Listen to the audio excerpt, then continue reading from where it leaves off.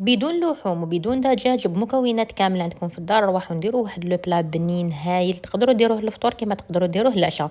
نقولوا بسم الله ونبداو البلا تاعنا. عندي هنا البطاطا كنت قطعتها دوائر دوائر تاكل، ما تقطعوهمش رقاق وما تقطعوهمش خشان، على خاطر كي يكونوا رقاق حدوب لكم كامل، وكي يكونوا خشان ما طيب لكمش، يعني ديروهم مويا.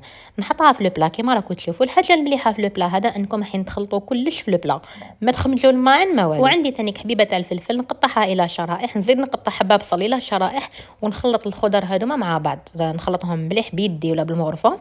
ومن بعد نروح نخدم التتبيله. في التتبيله واش نحتاج حبه طماطم تكون كبيره، تكون حمراء من الافضل، نحطها في الاشواغ، نضيف معها سنينه تاع الثوم، شويه طماطم مصبره، شويه هريسه، ملح وتوابل.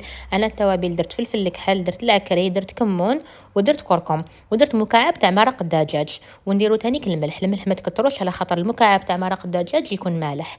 نرحيهم كامل. هنا انا كنت نسيت الزيت مع المعدنوس، ضفتهم وكملت رحيت. ومن بعد نسقي هذيك الخضر تاعي بالتتبيله هذه، والاشواغ هذاك نشلو بحوالي نص كاس ما باش نهبط كامل التتبيله هذيك اللي بقات، ونفرغو فوق البطاطا. نغطي لو بلا تاعي بابيا كويسون اللي كنت شمختو، نزيد بابيا الومنيوم، ندخلها على 200 درجه مده ساعه ونص هكاك. كي طيب ليه من تحت نشعلها من الفوق قسمه تتجمر، وشوفوا لي النتيجه جات بنينه هايله ما تتشبعش.